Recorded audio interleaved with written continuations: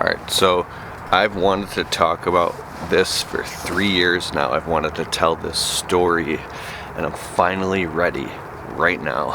And I couldn't talk about it before because I would get so upset, and I had to wait for this gestation period. So if you have your own small business, a landscaping business, window cleaning business, whatever, and you're self-employed and you want to finally get your first house, I got to tell you the story of how we went through hell, my wife and I, and it took us 5 years longer than we were hoping to get a house, and we finally got our house. And I want to teach you some amazing little tips that I learned along the way that might ease your mind, and it's good news too. Okay, so my wife and I knew each other years ago when we were younger, and then we got back together. Well, we weren't together before, but like we got together, fell in love, got married and all this stuff, and got a one-bedroom apartment, a tiny little one-bedroom apartment. And we were trapped in this one-bedroom apartment for like 5.5 years.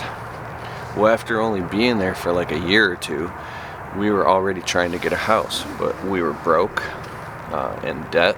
I had debt collectors calling me, horrible credit score, and I was just getting my landscaping business off the ground, being self-employed. So we couldn't get approved for anything, right? And when we finally started trying to get houses, the only houses that we could get approved for were like the worst of the worst of the worst stuff that you wouldn't even want to move into. And so we kept trying, and what I learned was, being self-employed, you have to be on payroll, and you have to show a positive paper trail of all the money, where it's going, bank account statements. And so, and I did that, but the housing market kept going up. So we're looking for houses, and we had to have this strong, logical conclusion that it's going to take us a whole nother year before we're going to be able to get a house. So we kept hustling and saving, and we finally got to the point where another year went by and we made no progress, and the housing market kept going up. And so we did it again, another year. And then I thought we were finally going to get a house, and we got approved for like such a tiny amount. It happened again. And so like there were people outbidding us, and all I want to say is that we got so sick of living in this one-bedroom apartment, and we couldn't afford to get into a house, that we ended up moving out of the apartment and renting a 2-bedroom apartment / condo. And we stayed there for like 3 years while still trying to get our credit together, show money to finally get a house. And every single time we tried, we just couldn't do it. So one day I go and I just like look in the mirror. I'm like, I don't know how I'm going to do this or what it's going to take. I have to figure out how to get a house. So I'm talking to my accountant, and I've been on payroll, and I'm showing everything on payroll, instead of like being a single member LLC where you just figure it all out at the end of the year. We do our taxes as an S corp, so I'm on payroll, and we pay quarterly taxes and then year-end taxes, lots of taxes. But so here's what I did. I'm not proud of this, but it worked for me. You should not do this. I literally took and canceled our health insurance, and I just took that money and I started a new bank account, and I called it Saving for a House. And so every single month I took the money that I would have spent on health insurance, and I just put it into an account, Saving for a House, right? And then I added more money to that, and then it turned into, $900, then $1,000, then $2,000, then $3,000, then $4,000, then $5,000, then $6,000, then $7,000, then $8,000, right? And I just kept saving that money. And what happened was, the condo that we lived in, the owner sold it right out from underneath us, and our lease was up, and we had like 6 weeks or a month or something to get out of there. They're like, you can buy this place or you can get out, like, but you can't stay here. And we were like, we had nowhere to go.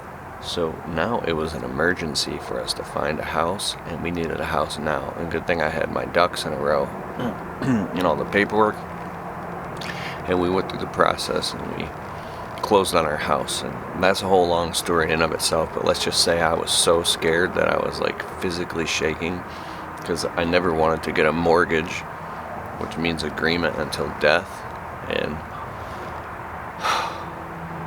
it was my first time, and signing all the paperwork, I was scared shitless. The only reason that I even signed all the paperwork is because I felt so backed into a corner with no choice, that once we finally signed and got the house and got the mortgage and moved in and woke up the next morning in our new house, then I felt a lot better about the whole deal, and now it's not even a big deal. But back to what I was saying was going through the process of trying to get a house was extremely stressful, and it was filled with tons of letdowns, setbacks, failures. It was a process that seemed like an eternity. Like, there were many, many nights when my wife and I were like, we're literally never going to get a house. We're never going to get a house. We're never going to get a house. It felt like an eternity. And even though like I knew we would one day get a house, it felt like we were never getting a house. So it's like the day we finally got a house, I couldn't even believe it.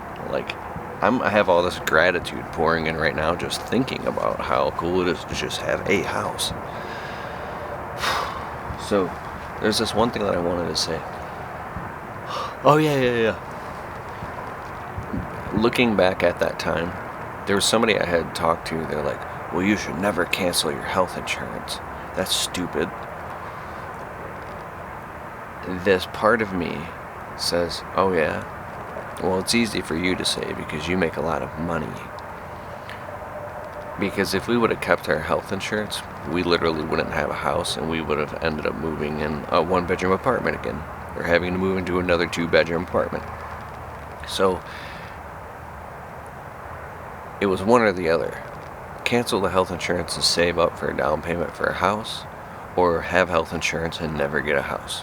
That was the only option at the time, because I was working 75 hours a week, and I was burning the candle at both ends, and I was surviving through severe depression because I was working so much for so long, and I had no personal life. I worked all weekends, I worked Sundays, and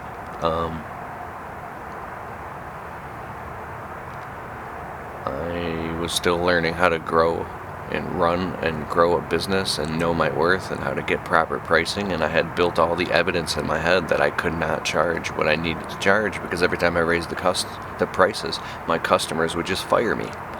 So I felt trapped between a rock and a hard place, because I wasn't making enough money to save up to buy a house. So I would do what these gurus would say and raise your prices, and I'd raise the prices and the customers would fire me, and over and over and over. So I banged my head against the wall. I had many breakdowns. I freaked out in front of my wife. I've paced around. I wanted to literally just start punching myself in the head, like physically hurting myself, because I wanted to be successful so bad. It was driving me into insanity, where I was at the point where I didn't care about anything or anybody except for my wife and me and becoming successful.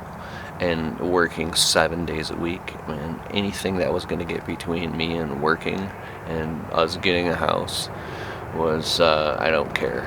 It was a sickness, and when I still couldn't pull it off. I didn't feel like a man, and I went into a deep depression. And even in the middle of that depression, I woke up and worked 7 days a week.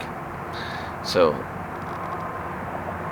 but I had to go through that to get to where I'm at now, maybe, because now I know that, like, that level of depression isn't worth it. But I think at the end of the day, this is such a shallow thing to say, and I stand behind it 100%, at least at this point in my life.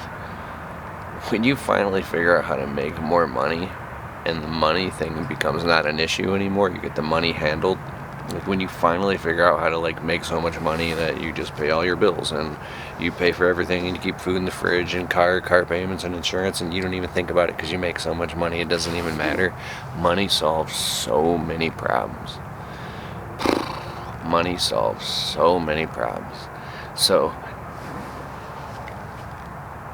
that's what I think, aside from, putting God first and your family and then, all these things, you can, like, just go to work nonstop at getting the money thing solved.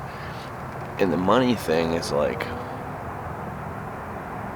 first of all, the highest priority is knowing your worth, learning your worth, knowing your worth, knowing your worth. That's the whole money game. So anyways, I hope that helped. I hope you get a house. Ugh. I can't even make these videos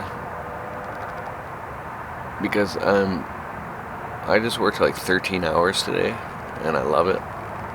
But I can't shut this video off because I yawned. I don't even have time to edit the video because I yawned. This video is not even perfect. I don't even care. So, there you go. And I would be speaking louder and be like, yo, you gotta get your money right. Bleh. But I have neighbors. Like, I'm on my front porch right now, so I'm trying to talk softly and succinctly. I hope that works.